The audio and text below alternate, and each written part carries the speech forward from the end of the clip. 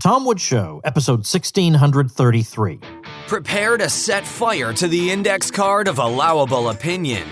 Your daily dose of liberty education starts here. The Tom Woods Show. Folks, if you have a website, don't let it be a lazy bum. Make that website carry its own weight. Monetize that baby. I've got a free over-the-shoulder video where I show you about a half dozen ways that I do that on my sites. Check it out at tomwoods.com/monetize. Hey everybody, Tom Woods here. All right, I guess it is the virus again, but this time it's more a question of states versus the federal government, and that mixes it up a little bit. It's not the same material over and over, and as somebody who wrote a book in 2010 called Nullification, well, I can't just not comment on what's going on with regard to this. I did have an episode about this maybe a couple of weeks ago where I reproduced my appearance on Pete Quinones's podcast where I appeared alongside Michael Bolden. But I want to look at what's been going on recently and elaborate on that. And of course, that has to do with the question of who calls the shots when it comes to deciding whether states should so-called reopen again, when certain restrictions on people's activity and commercial activity should be eased or removed. What's interesting about this is the way the two sides have shaken out, because it's unusual, isn't it, that it would be mostly Democratic governors who are now trying to assert the powers of the states by indeed citing the 10th Amendment explicitly against the federal government. And you have Donald Trump, by contrast, saying that the power of the U.S. president in situations like this is total, and it has to be total. That's the way it is. That's the way it has to be. So how do we sort out the rights and wrongs of this? Well, I thought it was interesting that I saw, I think it might have been in the Daily Mail in the UK, which is a pretty mainstream newspaper in the UK. They actually ran what struck me as a pretty good article on the subject. That is to say, that said things about the 10th Amendment that were actually true. They actually told real history. It some of it read like an article I would have written. So this is what it takes. With a pandemic, this is what it takes for them finally to say maybe there's something to the 10th Amendment. Now, the last time I looked at the numbers, it's been a while, it was somewhere between 80 and 85% of my listeners are based in the United States, but that's still a substantial minority of folks who are in other countries, and I don't want to assume that everybody knows what the 10th Amendment is, and even some Americans, I'm sure, don't know what it is. So just as a review, the 10th Amendment says that the federal government enjoys powers that are delegated to it by the states, but that the states and the people retain all powers not delegated. So this is in line with what we know about the nature of the Union, that, of course, the states preceded the federal government. They created the federal government in the same way that the man and woman precede the marriage, right? There are two individuals before there is the marriage, and likewise there are individual states before there can be a union of states.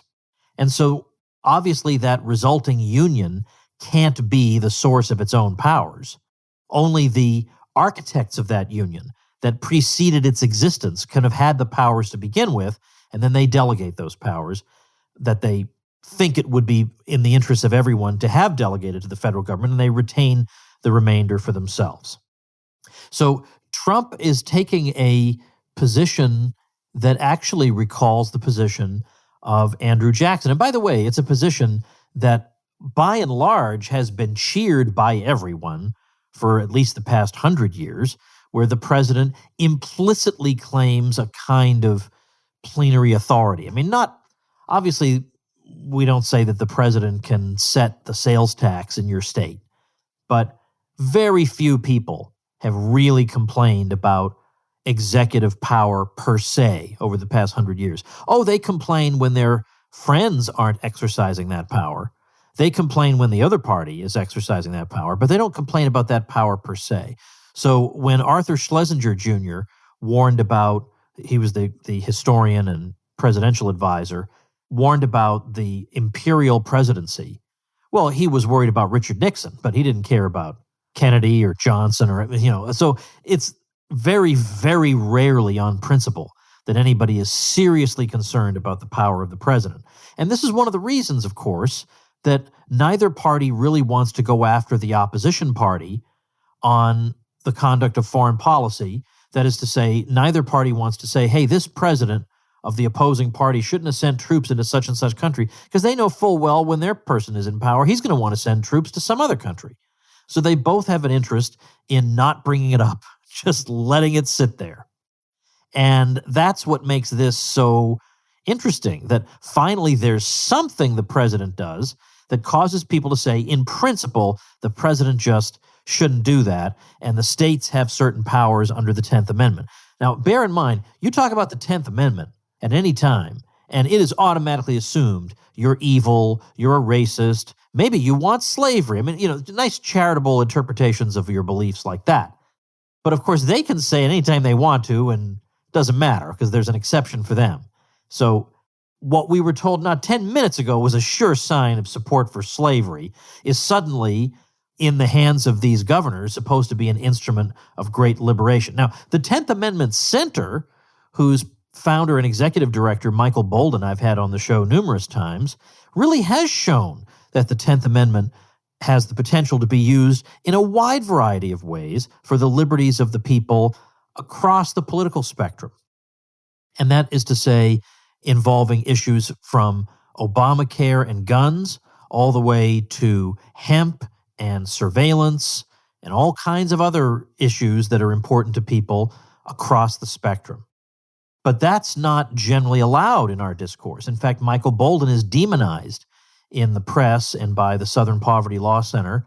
And you read what they write about him and you just laugh out loud because you know him and he's like the nicest, sweetest, semi-hippie, sandals and bead-wearing guy you've ever met. And then you read this demonizing report about him. You think, good grief. Imagine if we lived in a normal society where they would write demonizing reports like that about the political class who deserves them, and normal people like Bolden would be held up as heroes, people who fight against government surveillance and all the rest of it. Anyway, so I'm sorry I got a little bit off track. My point is, Andrew Jackson was probably the first president, so we're talking 1828 to 1836, to articulate the idea of the president as being the unique spokesman of the entire American people taken in the aggregate. That was how he thought of himself.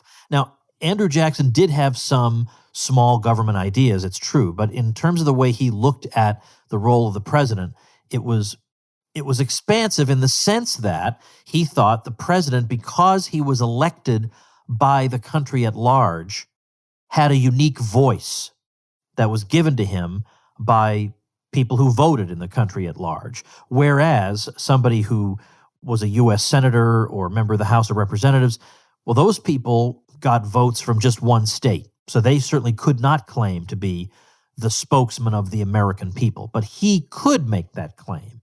And at that time, it was the now reviled John C. Calhoun who said, this is outrageous. There is no representative of the American people because, for one thing, in our system, there is no such thing as the American people. There are the peoples of Massachusetts, South Carolina, Vermont, Virginia, and so on. We have those distinct peoples, but we have no single American people in the aggregate because we've never collapsed the various societies that comprise the United States into a single undifferentiated mass. And so Calhoun spoke up against it. Now, obviously, I know we're not allowed to like Calhoun. I understand that. I'll put on the show notes page the episode I did with Brian McClanahan on what we should think about John C. Calhoun. So I'm going to write this down as a note to myself. It's interesting to note, by the way, just in passing, what John F. Kennedy said about John C. Calhoun. No one would be able to get away with this today. This is John F. Kennedy, like Mr. Mainstream. He said this: Senator John C. Calhoun of South Carolina, who served in the Senate 1832 to 43, 1845 to 50, forceful logician of state sovereignty, masterful defender of the rights of a political minority against the dangers of an unchecked majority, his profoundly penetrating and original understanding of the social bases of government has significantly influenced American political theory and practice. Sincerely devoted to the public good as he saw it, The ultimate tragedy of his final cause neither detracts from the greatness of his leadership nor tarnishes his efforts to avert bloodshed. Outspoken yet respected, intellectual yet beloved, his leadership on every major issue in that critical era of transition significantly shaped the role of the Senate and the destiny of the nation. Well, how about that? We're not supposed to probably quote that, but there it is for you. All right. So let's go through. I actually want to go through this article. I'll link to this article too at tomwoods.com/1633. If I said 1632, it's because my middle-aged brain is acting up on me. I mean 1633. That's the episode number for today. So let's start with Andrew Cuomo, who gave his response to what Trump said about presidential authority. Cuomo said, "We don't have a king in this country. It's the colonies that ceded," and this is funny that the British newspaper spells ceded S-E-E-D-E-D, when of course he means ceded C-E-D-E-D, but anyway, that's why you have old Woods here. It's the colonies that ceded certain responsibility to a federal government. All other power remains with the states. It's just astonishing to me. Isn't that funny to imagine him saying that? Isn't that crazy? You're not allowed to say those things, and here he is just saying them. And they go on to quote the 10th Amendment. We've already talked about the 10th Amendment. And then continuing with Cuomo, this is Cuomo speaking, then he winds up saying, "I have total authority," which is not true. It's not legal. It's a total abrogation of the Constitution.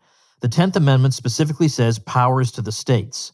Alexander Hamilton, all the founding fathers talked about the power of the states and how repugnant it would be for a federal head to say that they have eminent authority.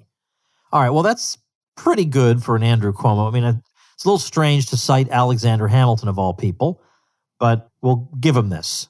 And then we've had Gavin Newsom in California likewise assert the authority of the government of California, which he referred to as a nation state, interestingly enough. And when you consider the size of California, it easily could be. It'd be one of the biggest economies in the world. So I want to do a little bit of digging here, and I'll do that in just a minute. And first, I want to tell you something that to me is pretty important, and I think you'll think so too.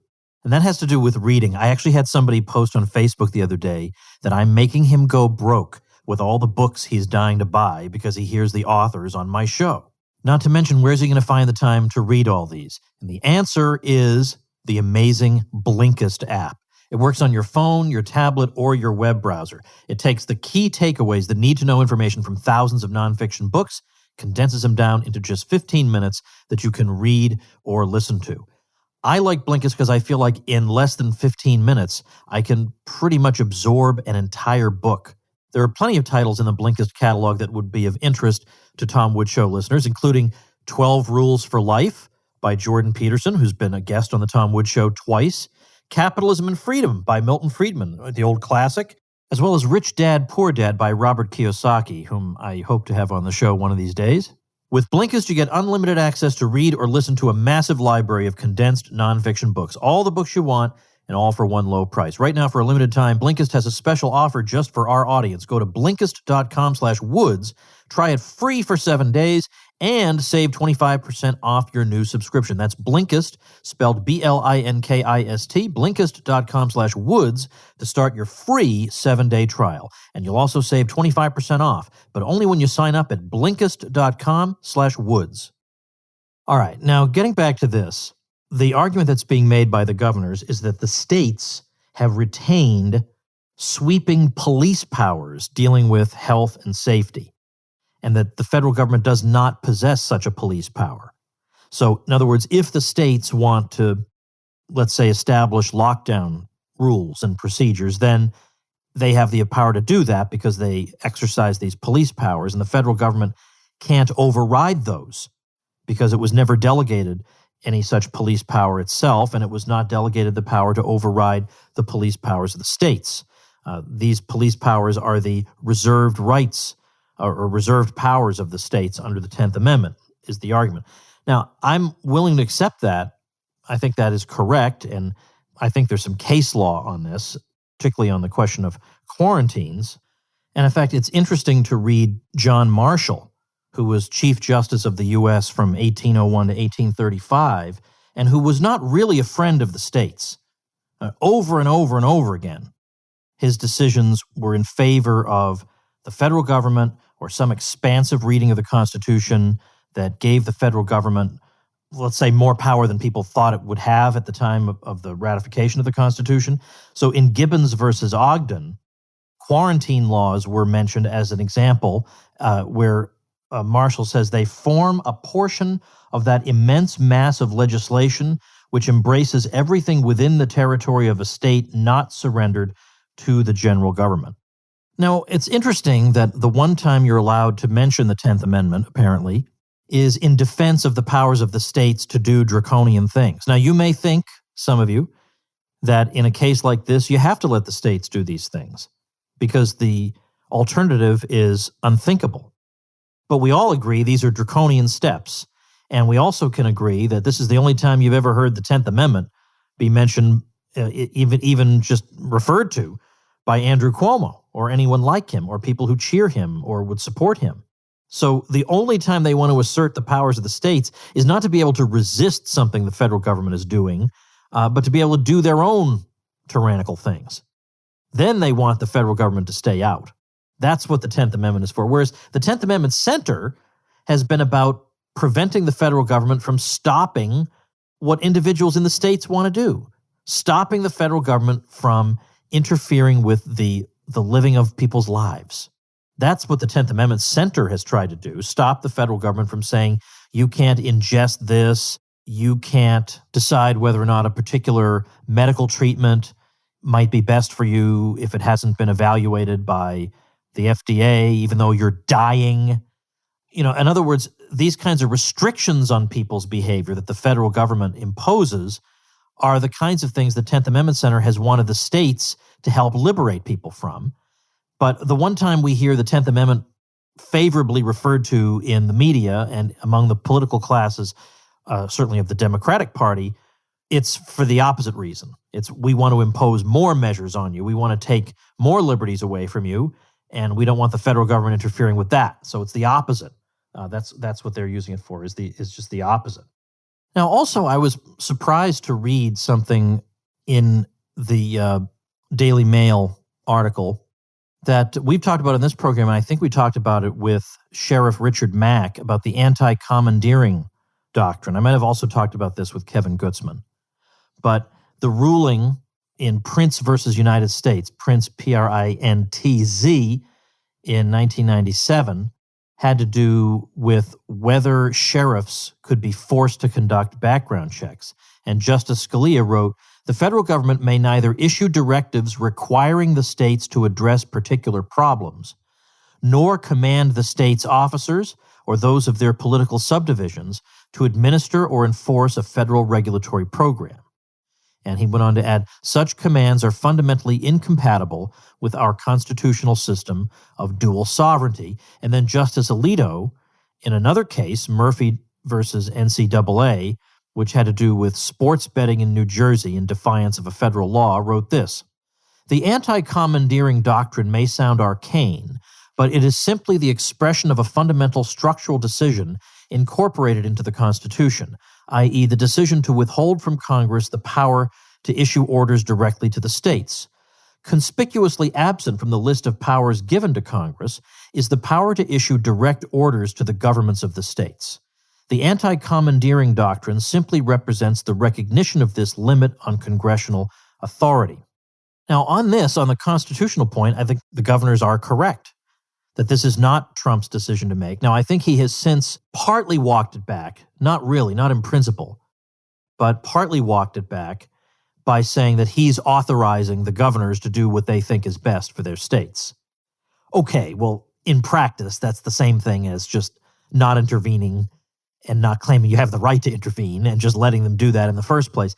And I have to say, I was very surprised that he took this position. I wasn't surprised that he would take the position that the president has a lot of authority, because that's the position every president has taken in my lifetime. But what really surprised me was that he's really in a very, very difficult position here.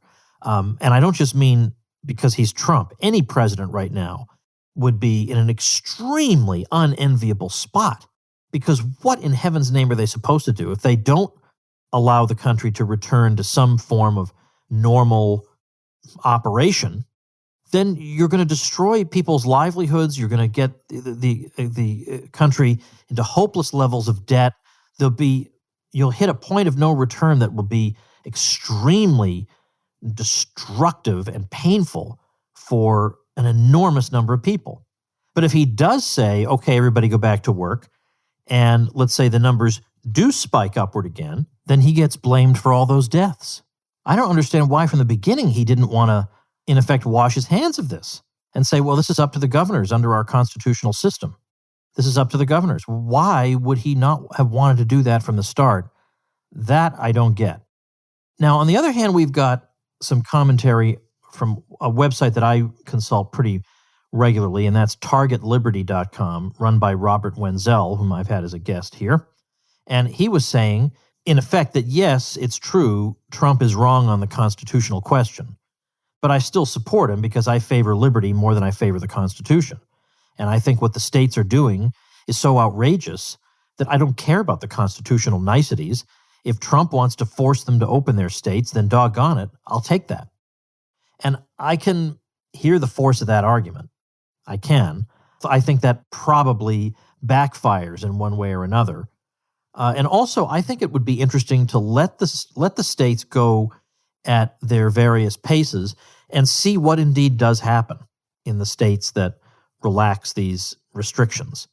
Because it's certainly possible that those states will have a result that's not nearly as terrifying as what we've been told, as indeed the whole thing hasn't been as terrifying as we'd been told. And that might make other states more willing to do it. I mean, why don't you let some start first and see what the results are?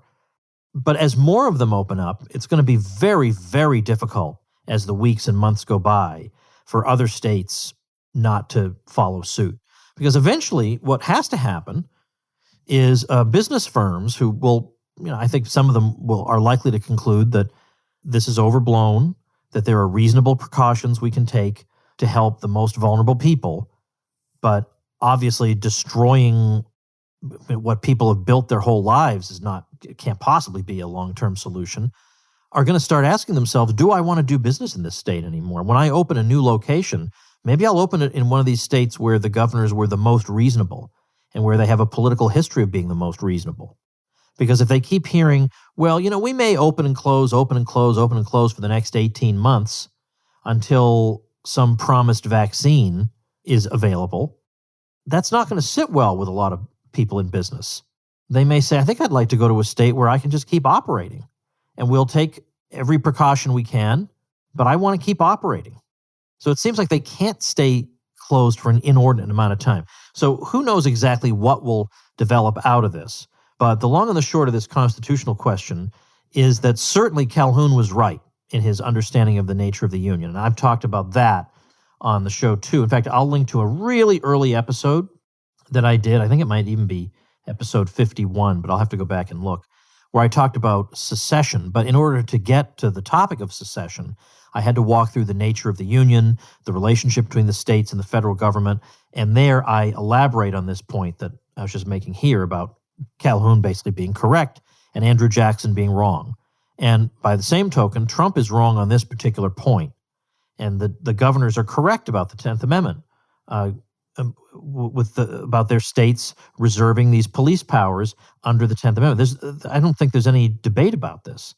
So then the question just becomes a strategic one for libertarians. Do you think in the long run it's best at least to try your best to give lip service to the Constitution? Or do you figure the Constitution is so far gone at this point from our national life anyway that it's just a sucker's game to try to abide by it, and you should just try to squeeze liberty out of any nook and cranny you possibly can, which would be the Robert Wenzel approach?